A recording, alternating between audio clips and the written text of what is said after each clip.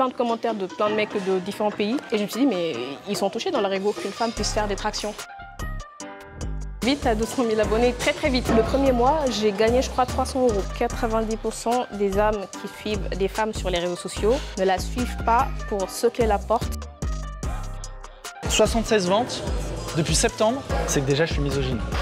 Ça, j'ai remarqué, elles aiment pas. Ouais. Ou bien on me disait, mais tu sais que tu vas jamais te marier si tu ressembles à un mec. En fait, c'est presque immoral ce que tu fais. Tu as la capacité d'aider quelqu'un qui vient te voir pour que tu l'aides, et toi tu lui dis, non, nique ta mère, je me sens pas capable. Je n'ai pas de diplôme, je ne suis pas coach, donc pourquoi devrais-je vendre un programme aux gens? Hello everyone, so my name is Diarra. I live in Lyon.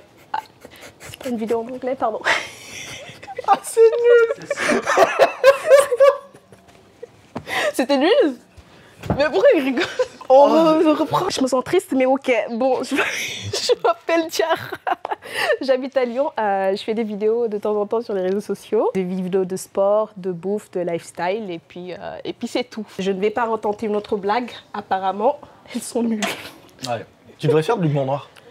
Du quoi? De l'humour noir. Ça te dit un truc ou pas? C'était raciste. Non. Par contre, ouais, recule un peu. Parce qu'il faut que ton visage il soit éclairé, sinon ils vont voir que tes dents. Esthétiquement, c'est pas fou. Pourtant, t'as des belles dents. Je Mais... me casse parce que... Rentrons dans le vif du sujet. T'as dit quel âge t'avais? À 25. 25, J'ai eu 25 ok. récemment.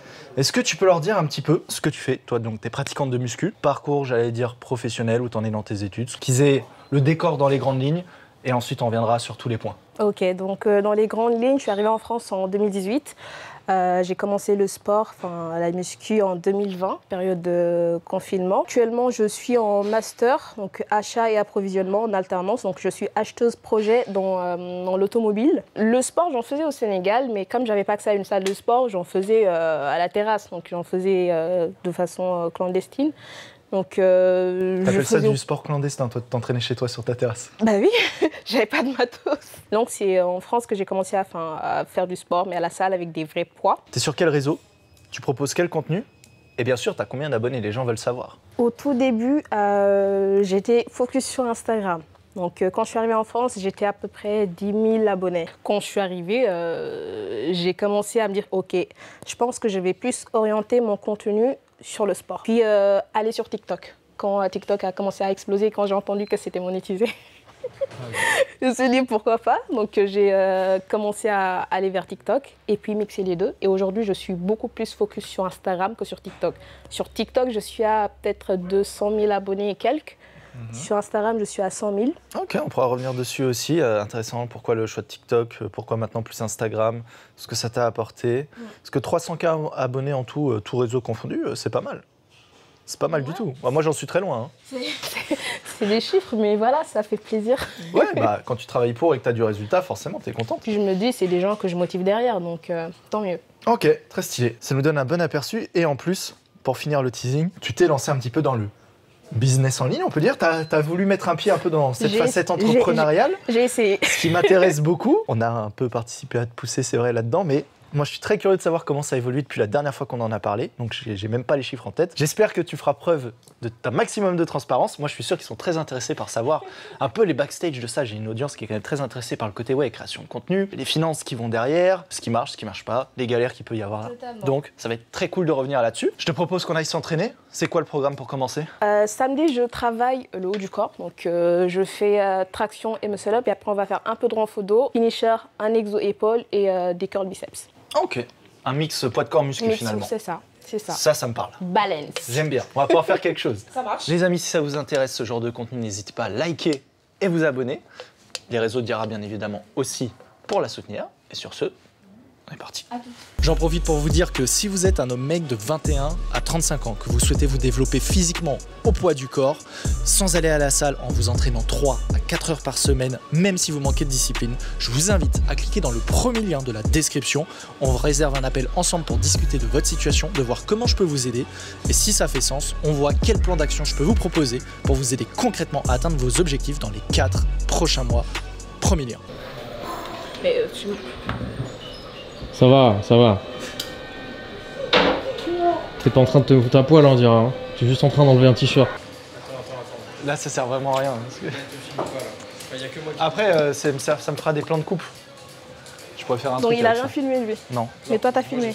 C'est plus important. Donc on va faire des muscle-up anneaux. Donc je vais faire idéalement entre 3 et 4 séries. De 3 à 4, 5 répétitions. On verra ce que je pourrais faire puisque ça fait longtemps que je ne suis pas entraînée. Mais c'est ça le goal. T'en as déjà passé un ou pas? Enfin, t'arrives à en passer un sans élastique? Là, vu que t'as mis des élastiques? Non.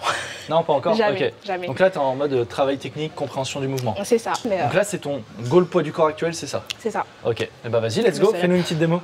Allez. Hop.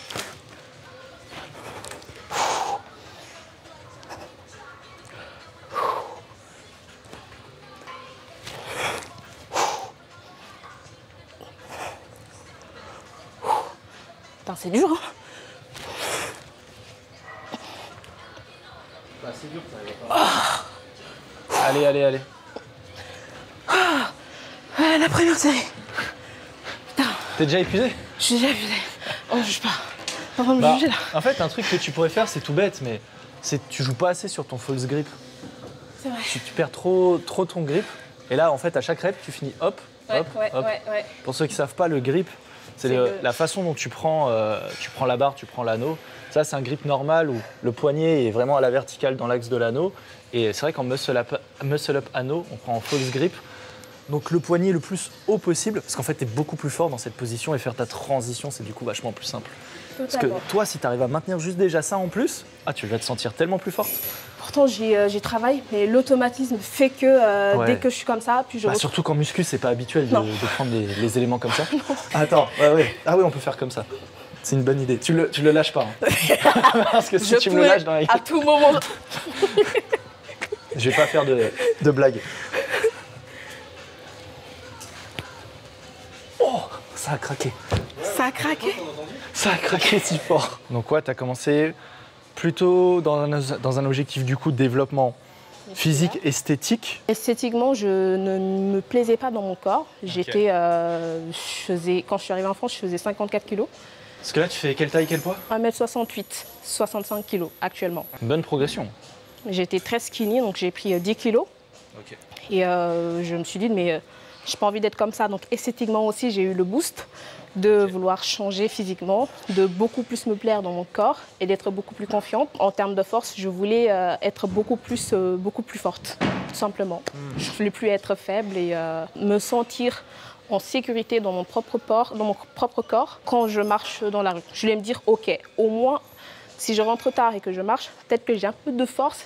Il y a des chances que je donne un petit coup au mec en face, même si la probabilité est nulle. C'est une théorie intéressante. Et ça a joué, ouais. Comment tu te positionnes vis-à-vis de cette théorie actuellement sur ta capacité à mettre hors d'état de nuire un éventuel... Je n'ai pas encore mis de coup à qui que ce soit, mais je me sens plus confiante quand je marche tard dans la rue. Eh ben, c'est le moment de prouver que tu as de la force, deuxième série. Je transpire déjà. J'ai essayé de beaucoup plus être focus sur le grip cette fois-ci.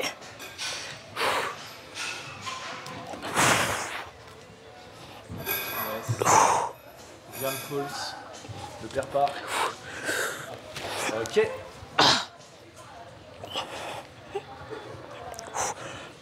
Allez, garde bien le grip. Allez, allez.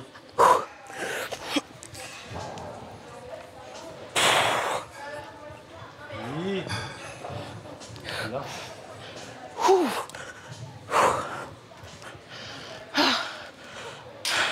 Les 3 reps, c'est pas des lol. À tout moment, je me dis, si tu veux mettre fin à mes jours, tu peux le faire. Patrimoine. Bah, en plus, surtout si tu abîmes mon visage, ça m'embêterait. Parce que c'est vrai ouais, c'est quand même le principal outil de com. Les gens, ils viennent pour m'admirer quand même. Bah, il n'y a pas que le visage. Ce serait... Ah bon? Ils admirent quoi d'autre? Vas-y. Nourris mon ego, vas-y.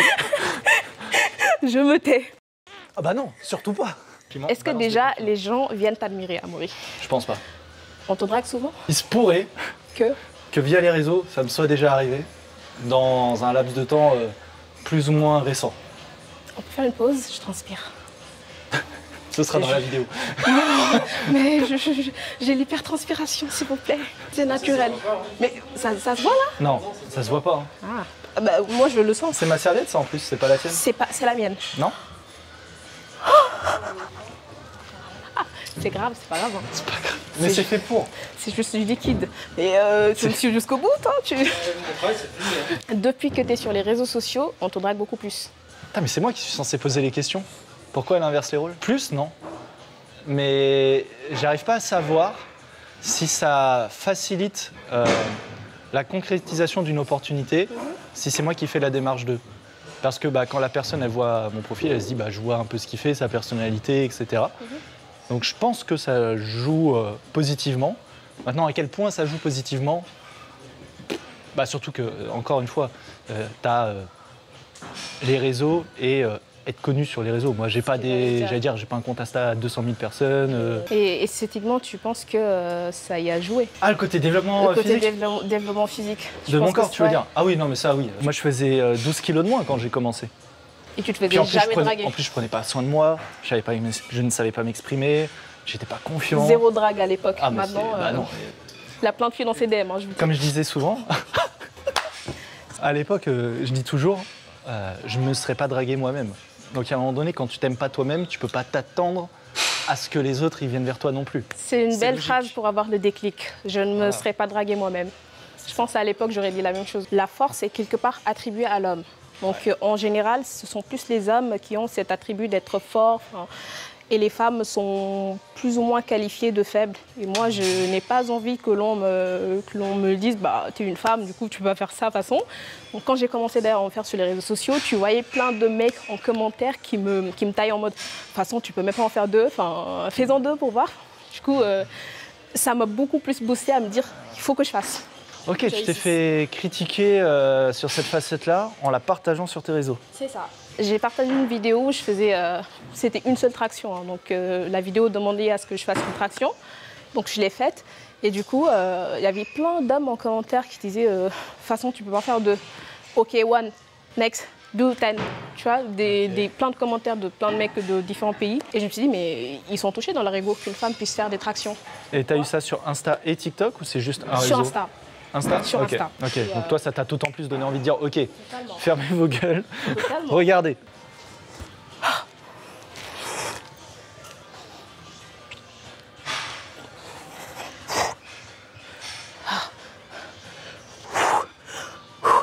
Allez, garde le Ok, let's go. C'est bon.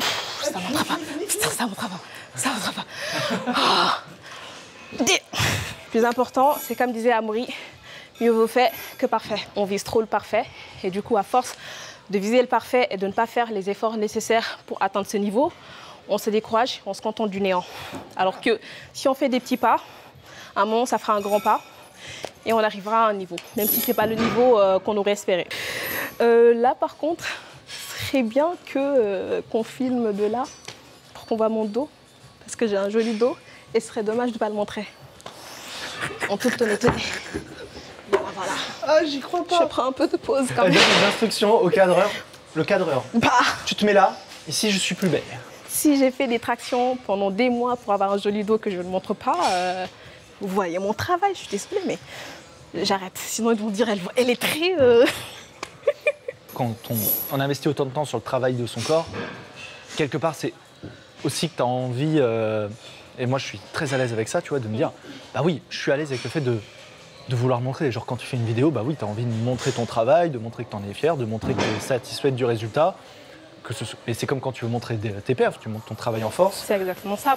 Et là, tu auras des gens qui vont te dire, ouais, mais du coup, finalement, si tu le fais pour toi, pourquoi tu le montres aux autres? Tu veux que je vienne à la salle cagoulée avec une robe, je m'entraîne.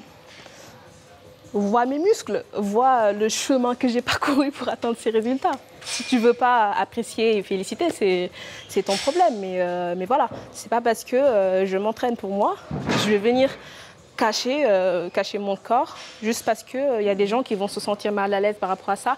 Certes, il y a ce phénomène, il y a ce fait aussi, il y a des gens qui vont se sentir moins à l'aise vis-à-vis de mecs comme toi, par exemple. Totalement. Si tu remarques bien, quand tu t'entraînes en street, il y aura toujours des gens qui seront en t-shirt et d'autres qui n'auront pas de problème à se mettre torse nu. Autant je peux comprendre que ça en complexe certains. Parce qu'il y a eu des histoires comme ça, genre se balader sur la plage, vous n'avez plus le droit, genre le long de la plage, vous devez garder un t-shirt parce que ça complexe les gens, je sais pas quoi.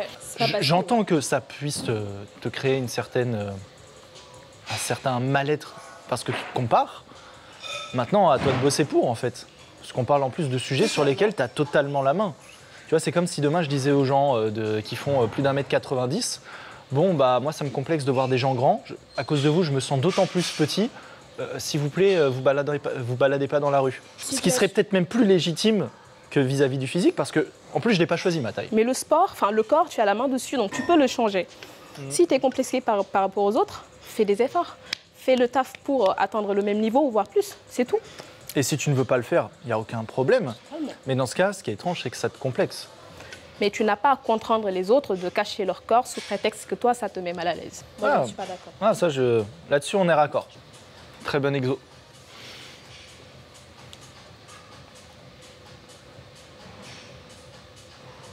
Ok. Très bon contrôle. Très belle forme. Et contrairement au go muscu classique, toi, tu tends bien les bras et il n'y a pas de keeping. Donc, très bien. Très contrôlé. Très propre. T'as bien progressé depuis la dernière fois que je t'ai vu te faire des tractions. Hein. Je vais me la racler un peu, mais quand même.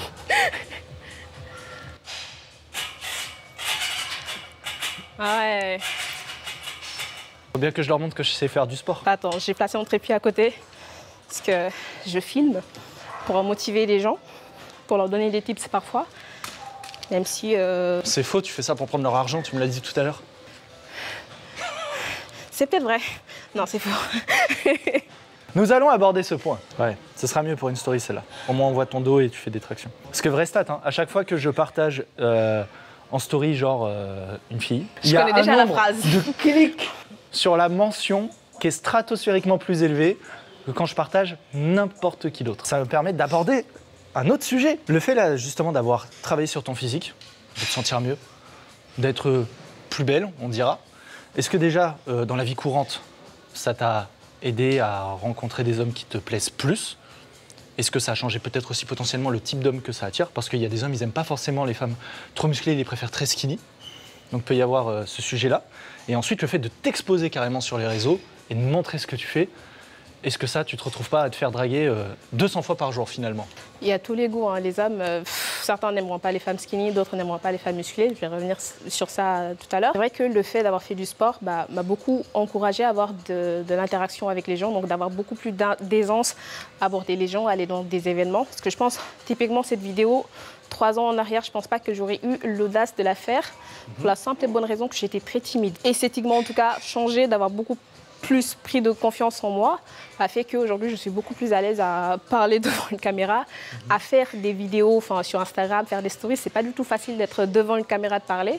Et à l'époque, je pense pas que j'aurais été capable. Je faisais des vidéos, mais je filmais beaucoup plus en plan, en arrière-plan, comme ça. Je me prenais rarement comme ça et parlais. Ouais, t'apparaissais pas directement sur la face caméra. C'est ça, mais ça a beaucoup joué sur mes interactions sociales. Maintenant, côté homme, je ne pense pas qu'à l'époque, j'avais des soucis, en tout cas, à attirer des hommes. Je n'estimais pas que j'avais ce problème-là.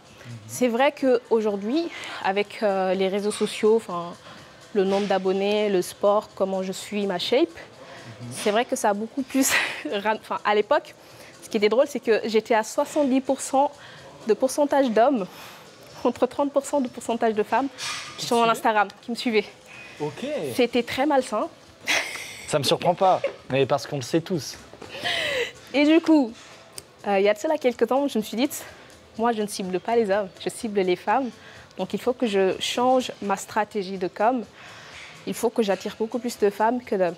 Et j'ai beaucoup bossé, j'ai changé ma façon de m'adresser aux gens. Et c'est ce qui a fait aujourd'hui, je suis à presque 60% de femmes contre 40% d'hommes. Et ça continue d'augmenter.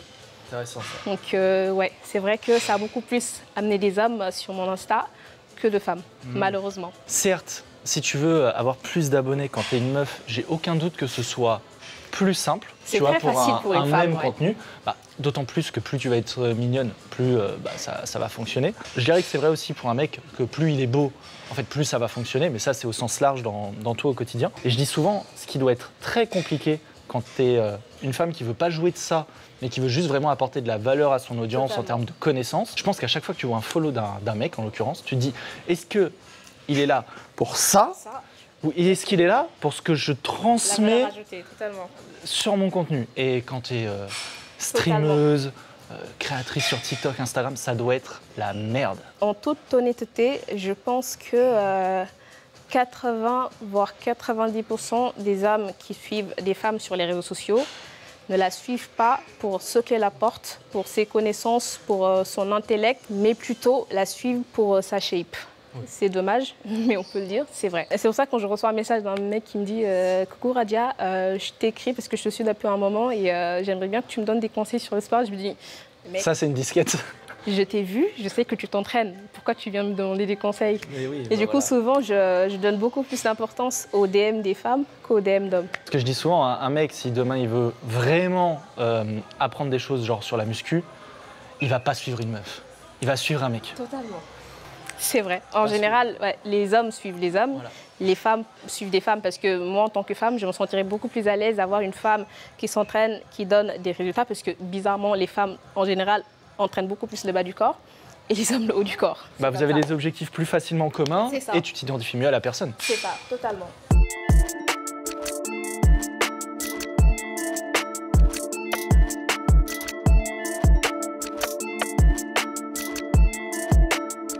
En parlant de trépied et d'influenceur, depuis combien de temps tu fais ça vraiment sérieusement avec des objectifs? Quels sont ces objectifs? Est-ce que c'est de la croissance pure? Est-ce que tu as vraiment mis en place une sorte de business model autour de tout ça? Comment ça s'est passé un peu le processus jusqu'à là où tu en es aujourd'hui? Donc à l'époque, je me disais qu'il y a des filles, je suis sûre qu'elles ne vont pas souvent à la salle de sport, donc peut-être qu'elles ne s'y connaissent pas trop comme moi au début. Et comme entre-temps j'ai fait un chemin, j'ai appris pas mal de trucs, je me suis dit que ça pourrait être intéressant de partager cela avec d'autres femmes, avec tout le monde, toute personne qui pourrait en bénéficier. L'objectif de prime abord, c'était de partager le peu que je savais et de motiver les autres. Donc en 2022, ouais. Et que sur Insta à ce moment-là? Que sur Insta, à ce moment-là, que sur Insta. Mine de rien, je recevais parfois des messages de filles qui me disaient « j'ai commencé la salle grâce à toi » et ça me faisait hyper plaisir. Je me suis dit mais avec ma petite personne, j'arrive à motiver peu de personnes, donc ça c'est un accomplissement, ça me fait hyper plaisir. J'étais dans la transmission d'informations, je montrais quel exercice je faisais pour tel groupe musculaire, comment j'arrivais à mine de rien prendre, parce que j'ai pris quand même 10 kilos, comment je suis passée de tel poids à tel poids et souvent, en général, les filles soit veulent perdre du ventre, soit veulent prendre de la masse au niveau du bas. Et du coup, moi, je partageais ce que j'ai fait et qui a fonctionné sur moi. Let's go. Allez. Facile. Voilà. Bien. 1, 5, 2, 3, 4 et 5. Top. Tu vas rajouter, hein, si tu... Il est malade.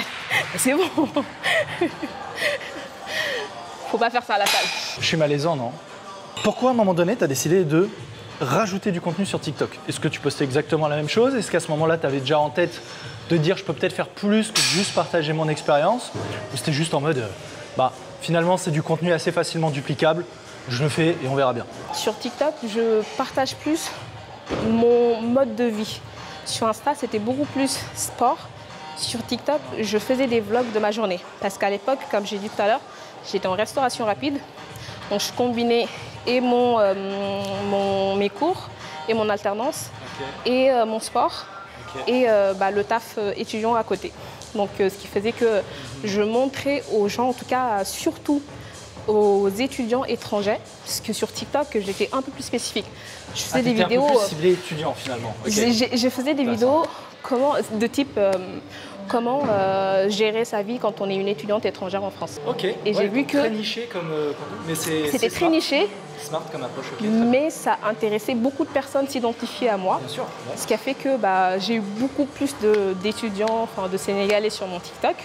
Et je montrais toute ma vie, comment je faisais, comment je coupais les patates au taf le matin et tout. Et ça a intéressé les gens et j'ai continué sur cette approche avec TikTok. Ok, et là c'est toujours cette approche? Alors, là, je suis moins sur TikTok, mais je pense que si je retourne aussi sur TikTok, ce sera toujours lifestyle. C'est des audiences pas totalement similaires, du tout même. C'est pas du tout les mêmes, c'est très différent. À un moment, j'ai entendu que TikTok monétisait. Est-ce que, avant d'entendre parler de ça, tu te disais je peux gagner de l'argent au travers du contenu que je partage, ou tu t'étais pas encore fait la remarque, ou alors tu t'étais fait la remarque, mais genre tu savais pas comment faire? J'ai soif, je peux boire. Pourquoi pas monétiser ce contenu? Je suis étudiante, j'ai besoin de sous à côté. Donc, quitte à essayer d'utiliser ce que je transmets et d'essayer de faire des sous avec ça. Trop bien. Et t'avais combien d'abonnés à ce moment-là? Tu sais, sur TikTok, je suis montée vite à 200 000 abonnés, très très vite. Au tout début, le premier mois, j'ai gagné, je crois, 300 €. À ce même moment, sur Instagram, t'avais combien? 20 000. Ah oui, donc il y avait un fois 10 de différence. Ouais, Ok. Donc ouais, bah 300 € par mois, quand c'est un petit à côté et qu'en plus t'es étudiante, c'est pas négligeable. Ah, c'est pas du tout négligeable. Surtout que ça te demandait combien de temps par semaine pour créer les contenus qui vont bien? Ah, je me levais, je faisais mon lit, je le filmais. Je cuisinais, je le filmais. J'allais au taf, je montrais ce que je faisais. J'allais à la salle, je filmais ma séance, c'était tout. Wow. C'était juste le montage et parfois je faisais même pas de voix off. Je mettais juste un petit son et je faisais ma vie. Comme je t'ai dit tout à l'heure, j'ai jamais trop accroché avec TikTok. J'ai beaucoup plus d'affinité avec les gens qui me suivent sur Instagram. Ouais, tu crées plus de connexion? C'est ça, TikTok c'est street. Tout le monde te suit, tu ne sais pas qui te suit. Donc sur Insta, j'ai beaucoup plus d'interaction avec les gens. Donc je suis beaucoup plus revenue sur un Insta là où j'étais avant. 1, 2, 3, 4 et 5. C'est bon, il est contracté, mon dorsal là? Ouais, tout est nickel. Il y a les veines, on voit tout. Ok, c'est bon. Faut le DM, il est célibataire. J'ai dit aux filles de te DM, t'es célibataire. Ah ouais. C'est vrai? Bah ouais. Bah oui, c'est vrai. Parce que moi, j'ai un petit problème à ce niveau-là. T'as pas un problème de drague, en tout cas. De quoi tu veux parler? De rien. Non, j'ai un petit problème. C'est que déjà, je suis misogyne. Ça, j'ai remarqué, elles aiment pas. Ouais. Je sais pas pourquoi, mais... On va savoir. Non, je sais juste que t'aimes bien les femmes skinny, sportives. Ah, sportive, oui, ça c'est vrai. Avec un peu de chair. Il a un problème avec les femmes Ouais, j'en ai pas qu'un, mais ouais. qui font 1,50 m et 60 kg. En fait, tu vois, il y a une question de ratio correct et incorrect.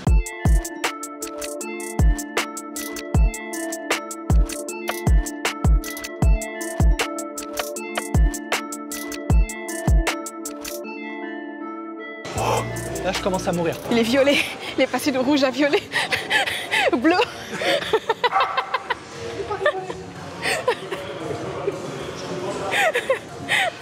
C'est bon, c'est bon. T'as eu de l'appréhension à te lancer sur les réseaux? Ou pas du tout? Typiquement TikTok. TikTok surtout? C'est un monde de requins. Ok. Et j'avais une vague d'hommes qui me disaient, mais tout ça pour... Enfin, quand je faisais par exemple des vidéos, des exos d'abdos, ils me disaient, tout ça pour tomber enceinte après et tout perdre. Ou bien, je te jure. Ou bien, on me disait, mais tu sais que tu vas jamais te marier si tu ressembles à un mec.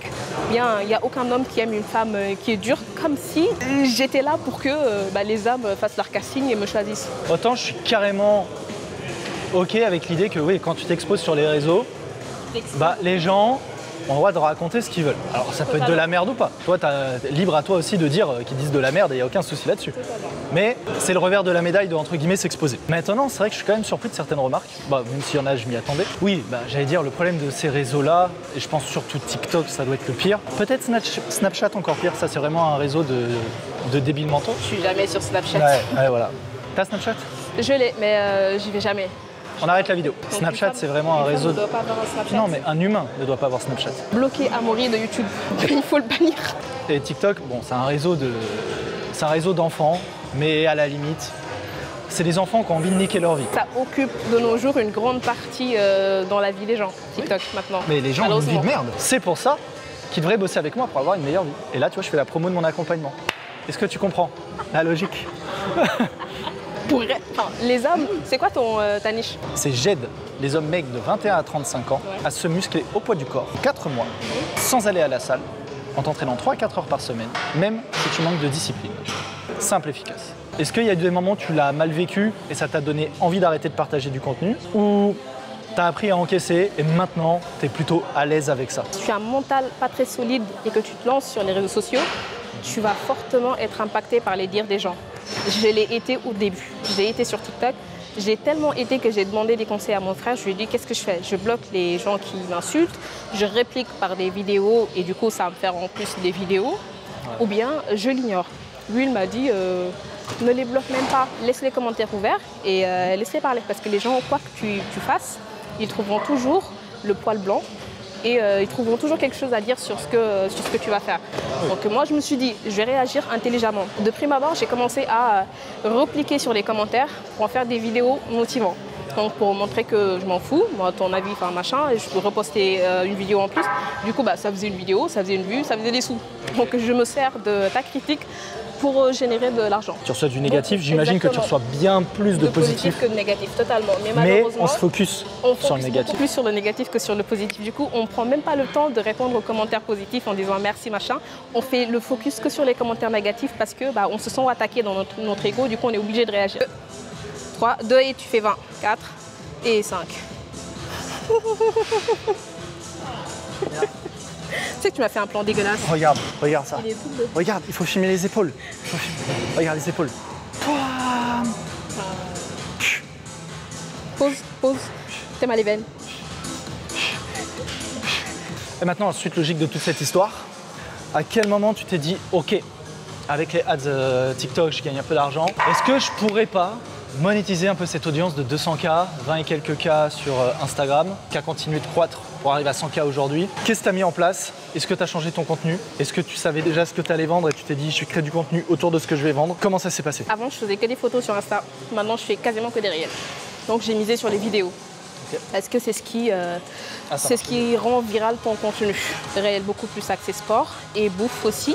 Okay. Et de fil en aiguille, je montais petit à petit, mais très lentement. C'est tout récemment que j'ai pris beaucoup d'abonnés d'un coup. Je pense que j'ai pris 20 000 abonnés en une semaine et demie. Ah ouais? Avec une vidéo traction, une vidéo qui a beaucoup fait polémique. 20K. Ouais. 20K. Comment tu t'es mis à monétiser ça, notamment sur Instagram? Selon moi, les meilleures façons de se faire monétiser sur Instagram, c'est de faire des partenariats. Partenariat avec une marque. Okay. Ça s'est bien passé et puis... Plutôt vêtements, compléments, vêtements, compléments. Les deux? Ok. Vêtements, compléments. Donc j'ai commencé ainsi. Je suis restée avec cette marque pendant, je pense, peut-être presque un an ou presque. Okay. Et après, j'ai eu une meilleure proposition. Ton actuelle? Actuelle. Et c'est laquelle? Je travaille avec Women Best. Qui est une marque surtout de... Qui est une marque de vêtements et de compléments. Ok, c'est vêtements et compléments aussi. Compléments, beaucoup. Ok, et donc avec cette marque, comment ça se passe? Et déjà, est-ce que c'est toi qui les as démarchés? Oui. Ou c'est eux? Ah, c'est toi qui es venu vers eux? T'avais combien? 20, 30, 40? Alors, dans le marché, il y a beaucoup de... Enfin, il y a de la concurrence, il y a beaucoup de... comment l'appeler? Beaucoup de clients, enfin, je ne sais pas trop comment l'appeler, mais il y a beaucoup de gens qui proposent des contenus. Ouais. Donc les marques, pour qu'ils te repèrent, il faut vraiment que tu sois top pour qu'ils te repèrent. Donc c'est beaucoup mieux, je vous conseille de démarcher les marques. Au mieux, ils vous disent OK, au pire, ils vous disent non, et après, tu continues ton taf. C'est tout. À l'époque, j'avais toujours 30 000 abonnés, je pense. Bon. Partage-nous donc ton deuxième axe de développement financier sur les réseaux. Comment ça s'est mis en place? Qu'est-ce que c'est? Les galères, le parcours? Raconte tout. Alors, au tout début, j'ai été motivée par des potes qui m'ont dit, mais Radia... Les potes, c'est nous. Les potes, c'est eux. Qui m'ont dit, mais Radia, on pense que tu as pas mal de choses à apporter aux gens via les réseaux sociaux. Donc, pourquoi ne pas proposer un programme pour les débutantes à la salle de sport? Donc, plus les femmes. Donc c'est comme ça que j'ai réfléchi. J'ai pris le temps de créer un programme de musculation plus axé pour les débutantes à la salle. Donc un programme sur 8 semaines. Et c'est ainsi que je l'ai proposé aux gens. Ça a aidé pas mal de femmes et ça m'a aidé également à mettre un pas vers ce milieu. Raconte-nous un peu comment ça s'est passé. Est-ce que c'était compliqué? Est-ce que tu t'es sentie légitime dès le début? Est-ce que tu t'es posé beaucoup de questions en te disant mais est-ce que moi vraiment je suis apte à aider ces personnes? Déjà, est-ce que tu te sentais vraiment capable d'eux? Et ensuite, est-ce que tu t'es dit mais le regard des autres? Parce qu'il y en a plein, ils vont me dire mais d'où tu oses proposer des programmes? Exactement. Raconte-nous un peu. J'appréhendais parce que je ne m'estimais pas légitime de vendre des programmes. Je n'ai pas de diplôme, je ne suis pas coach. Donc pourquoi devrais-je vendre un programme aux gens? Donc j'ai pris peur, vous m'avez motivée. Je me suis dit, OK, il y a peut-être des gens qui ne s'y connaissent vraiment pas du tout. Donc je vais viser les gens qui sont débutants. Beaucoup s'en ont satisfaites, j'ai été contente. Mais voilà, il y avait toujours ce fait que j'étais quelque part, je ne me sentais toujours pas légitime. Même après l'avoir sorti. Même après l'avoir sorti. Et même après avoir eu les retours. Exactement. Je me suis dit, mais je trouvais que c'était pas très honnête par rapport aux gens qui ont des tonnes de diplômes, qui vendent des programmes et ça ne prend pas, enfin les gens ne l'achètent pas, alors qu'ils sont beaucoup plus légitimes par rapport à moi. Donc ma conscience ne me laissait pas souvent le choix de faire la promotion de ce e-book. Ça a bien pris pourtant, j'ai fait des ventes, j'ai généré des sous. Pas énormément, hein, mais j'en ai gagné quand même. J'avais toujours peur et du coup, je faisais de moins en moins la com jusqu'à aujourd'hui. Bah, avant de dire un peu combien tu as vendu et tout avec ça, si tu es très OK de partager les chiffres, moi ça m'intéresse beaucoup. Je pense que ça les intéresse beaucoup pour avoir des repères. Parce que souvent on s'imagine plein de choses en termes de revenus sur les réseaux, en se disant ouais quand machin il sort tel contenu alors qu'il a tant de milliers d'abonnés, il doit se blinder et tout. Alors que des fois c'est peut-être vrai, des fois pas du tout. Donner un peu de la réalité derrière tout ça, surtout beaucoup n'osent pas en parler, veulent pas en parler. Puis même il y en a, ça les arrange de faire genre c'est des clochards alors que pas du tout, pour garder un peu un effet de proximité, donc ça peut être très cool. Mais avant ça, pourquoi tu te sens pas légitime alors que avant que tu lances tes e-books, et nous ça a été un de nos arguments pour t'encourager, ça a été de te dire mais tu as déjà des personnes qui viennent te voir d'elles-mêmes sans même que tu les démarches, sans même que tu proposes des services pour que tu les aides parce que tu les as déjà aidées au travers de tes contenus gratuits, elles arrivent à s'identifier à toi, ça match en termes de mindset que tu partages. Du coup pourquoi alors que tu as déjà des gens qui viennent, tu te dis pas peut-être que je peux leur apporter quelque chose, sachant que tu es quand même quelqu'un d'honnête et qui est capable de dire ça, tel sujet, je me sens à l'aise, tel sujet, je le sens pas, tourne-toi vers quelqu'un d'autre. T'es pas du genre à promettre tout et n'importe quoi. Alors, il y a un truc en moi, c'est que j'ai cette aisance et cette envie à motiver les gens. C'est-à-dire quand je suis à la salle le soir, que je m'entraîne avec quelqu'un, je suis comme un coach. Je fais tout pour que la personne se dépasse. Parce que mine de rien, quelque part, on a les capacités, mais on a peur de faire. Donc moi, j'ai cette aisance à pousser la personne à sortir le meilleur d'elle. Au fil du temps, je le faisais. Du coup, j'ai pris confiance, je me suis dit, je pourrais être coach. Mais pour l'instant, mes études font que je ne peux pas couper ça et faire une formation pour être coach. Donc, en attendant, je pourrais peut-être faire ce programme et le vendre. Mais voilà, je ne voulais pas aussi recevoir cette vague de haine de gens qui me disent « Ouais, mais de toute façon, toutes les influenceuses créent des programmes. » Ce qui est quelque part vrai, parce qu'il y a beaucoup d'influenceuses qui ne sont pas en soi coach, mais qui proposent des programmes. J'ai deux questions qui, je pense, vont peut-être te faire shifter là-dessus. Et peut-être vous faire shifter si vous êtes concerné d'ailleurs. Il y a des femmes qui sont venues vers toi. Donc tu savais qu'il y a déjà des gens qui estimaient eux que tu étais légitime. Donc elles s'adressent à toi. Très bien. Est-ce que si demain, elles t'avaient demandé de les coacher gratuitement ou de leur fournir des e-books, des ressources pour les aider gratuitement, ce qui en réalité est déjà ce que tu fais au travers de ton contenu Instagram, et tu t'es jamais senti illégitime de le faire. On est d'accord. Donc en fait le problème, est-ce que c'est la légitimité ou c'est le fait de faire payer? Parce que si tu ne te sentais pas légitime, si on va au bout de ton raisonnement, tu proposerais aucun contenu. Parce que tu te dirais, si je leur apprends de la merde, il ne faut pas que je leur partage des infos. Or là, c'est le fait de leur partager de l'info payante. Je pense que c'est plus le point d'extorquer de l'argent. Extorquer ce n'était genre, pas c'est du le grand mot. banditisme maintenant. Ce n'était pas le mot. C'était le fait de gagner de l'argent alors que quelque part, les gens qui ont le même diplôme, limite peut-être ne génèrent pas le même revenu via cela. D'accord. Je trouvais que ce n'était pas juste. Ok, donc en fait, c'est pas un problème de légitimité en fait, si on creuse un peu. Tu trouves ça injuste vis-à-vis de ceux qui ont fait des études pour ça? Exactement. Okay. Je trouve que c'était juste, c'était malhonnête. Et du coup, avec le temps, j'ai pris... je me suis dit, j'ai communiqué moins sur le programme. Alors que pourtant, la dernière vente, c'était hier. Les gens continuent. Donc tu as quand même quelques ventes qui se font. Oui. Imaginons, tu as le même niveau de compétence que ces gens-là. Supposons. L'autre a une preuve légale, toi non. Mais vous savez intimement que vous avez les mêmes compétences. Est-ce que tu te sentirais de proposer ce programme ou pas? En résumé, j'aurais fait les démarches nécessaires pour acquérir les compétences requises pour pouvoir coacher, mais je n'ai pas le diplôme en soi. Je me sentirais toujours pareil que maintenant. Parce qu'il n'y a pas justement ce bout de papier, de cette certification, ce bout de papier qui atteste que je suis légitime pour coacher. Dommage. Mais tu sais qu'il est interdit de coacher en salle de sport sans diplôme.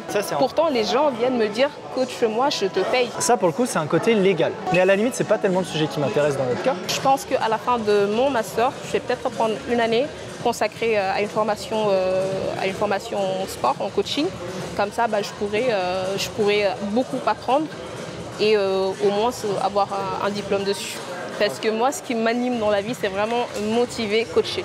Et du coup, pour finir de te piéger un peu sur cette question, parce que c'est vraiment juste un blocage mental qui m'énerve, que tu sois bloqué là-dessus, je trouve ça trop dommage. Partons du principe que j'ai raison, il n'y a pas de loi qui t'interdit de vendre des e-books. Du coup, pourquoi tu as du mal à faire la promotion de ton putain d'e-book alors que tu as les compétences sur le domaine dont tu parles. Donc il reste plus que toi et ta morale. Tu l'as dit, le blocage moral-mental. Mais pourquoi? Pourquoi?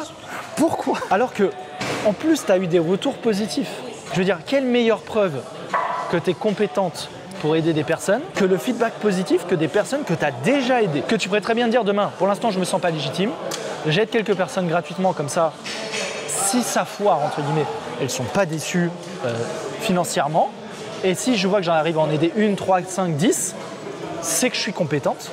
Donc, je passe en service payant. Plus ces personnes ne sont pas déçues financièrement, si c'est ça le truc, mais bizarrement, je me sens beaucoup plus à l'aise à transmettre du contenu et un savoir gratuitement via mes vidéos que de le monétiser. Parce que j'allais dire, c'est déjà ce que tu fais. Tu peux me dire, je me sens pas légitime à coacher les gens et à leur donner des conseils. D'accord, payant, d'accord. Mais alors pourquoi tu te sens plus légitime si c'est gratuit? Si ton conseil c'est de la merde, qu'il soit gratuit ou payant, c'est toujours de la merde. Je pense que s'il y a des coachs qui regardent la vidéo et qui entendent mon raisonnement, ils vont peut-être comprendre. Je n'ai pas trop envie de rentrer cette case où « Ah, c'est une influenceuse, elle vend des formes de merde ». Pourquoi tu t'attarderais sur ce que peuvent penser des gens qui ne veulent pas être tes clients, qui ne seront jamais tes clients, qui ne suivent pas ton contenu, qu'on n'a rien à foutre de savoir si ce que tu fais marche ou ne marche pas, alors que toi qui veux aider des gens, qui est en capacité d'aider des gens et qui a des gens qui viennent te voir, tu ne les aides pas. Tu sais que en fait c'est presque immoral ce que tu fais. Tu as la capacité d'aider quelqu'un qui vient te voir pour que tu l'aides et toi tu lui dis non, nique ta mère, je me sens pas capable. Je pense que la plupart des gens qui sont dans ma situation aujourd'hui se lancent. Franchement, je pense que plus de 60% des influenceuses qui ont peut-être plus de 50 cas commencent à vendre des programmes. Parce que c'est un moyen de faire des sous. C'est pour ça. Mais toi, tu es soucieuse en plus d'aider les gens, de bien faire. Pour le moment, ce qui me convient, c'est d'attendre de finir mon master, être coach et balancer des programmes. Je ne dis pas de ne pas faire ça.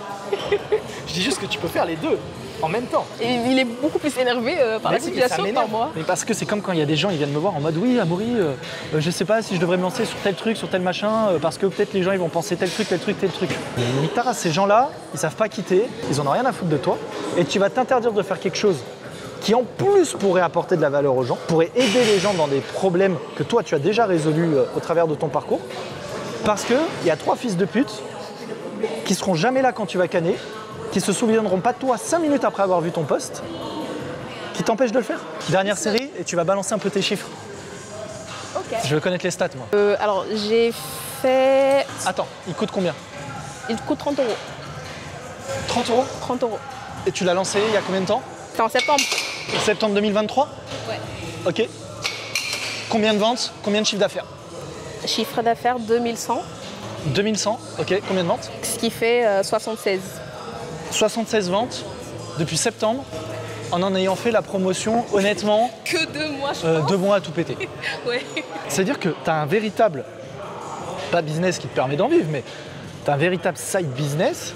Je pense que si j'étais trop Ou si tu focus coupes dessus, e-book plus ton partenariat, tu dégages déjà un revenu qui permet de te dire je peux vraiment développer une activité parallèle. s'il n'y avait pas cet aspect de morale, de légal, tout ça, aujourd'hui j'aurais fait à 100% la promotion de mon e-book. J'aurais également généré du revenu avec les partenariats, j'aurais mon salaire et je serais bien. En plus, c'est trop bien parce que tu as 25 ans. Oui. Mais tu sais que toi, et mais en fait, ça m'énerve. Tu es assis sur un business qui peut aider les gens, dans lequel tu es épanoui, qui correspond à tes valeurs, qui correspond à ta passion et qui peut te faire bien vivre. Et toi, Ah, me faire culpabiliser là, c'est bon. tu préfères dire non. Un jour je dirais oui. We done. We done. Morale de l'histoire, les Oui, gars. done. On a beaucoup parlé. Il m'a saoulé. Il m'a fait culpabiliser. Il m'a saoulé là. Excusez-moi. J'espère qu'il n'y a pas des personnes noires qui regardent la vidéo parce que... Non, en fait, moi, c'est ma méthode pour trier les gens. quand si ces gens, il y a des gens ils s'offusquent pour ça, faut pas qu'ils regardent mon contenu, donc c'est mieux qu'ils dégagent en fait. Moi ça m'intéresse pas. Dégagez. Raciste, grossophobe, misogyne, tout. J'en ai rien à battre. Petit mot de la fin? Restez qui vous êtes. Bah non. Mon message c'est tout l'inverse. C'est si les gars vous êtes des merdes, restez pas des merdes. Si c'est des merdes, tu peux pas leur dire restez qui vous êtes. Bah, restez qui vous êtes, ça veut dire intérieurement la personne, la bonté que vous avez, la personne, la vraie personne à l'intérieur de vous, restez cette personne. Je suis rassuré. Ouais, mais si cette personne est nulle, ça arrive, il y a des gens qui sont vraiment nuls à l'intérieur. Alors si vous êtes nul, changez. Ah, merci. Toujours les petits pas mèneront quelque part. Aucun pas ne mènera nulle part. Donc, ayez un objectif, jalonnez-le et faites les pas, faites le nécessaire pour l'atteindre. C'est toujours ce que je fais. C'est toujours ce que j'ai fait depuis que je suis arrivée en France. Ça n'a pas été facile au début. Pourtant, j'ai été focus. J'ai su tout de suite où je voulais aller. Donc, j'ai tracé la route. La route était rugueuse, évidemment. Rien n'est facile. Si tu veux avoir quelque chose, il faut faire quelque chose et y mettre les efforts nécessaires. Si tu veux atteindre un big objectif, les big objectifs vont avec les big efforts. Merci pour ton temps. Moi, j'espère que ça vous a plu. N'hésitez pas à faire des feedbacks en commentaire sur tous les sujets qu'on a abordés. Ouais. Si ce genre de format vous plaît, manifestez-vous. Moi, je suis très chaud d'en refaire. On like, on s'abonne pour soutenir le travail. Et encore une fois... Attends, premier lien dans la description pour réserver un appel avec moi. Si vous souhaitez vous faire accompagner pour votre développement physique au poids du corps, que vous êtes un homme maigre de 21 à 35 ans. Personne n'est parfait. Peut-être qu'on aura dit des choses dans cette vidéo qui ne vont pas... Moi, je suis parfait. Qui ne vont pas parler à tout le monde. Donc, c'est nos points de vue, c'est nos avis. Enfin, si vous voyez des points d'amélioration, n'hésitez pas à les dire. Et puis c'est tout. De toute façon, si vous pensez le contraire de moi, vous avez tort. Bye bye.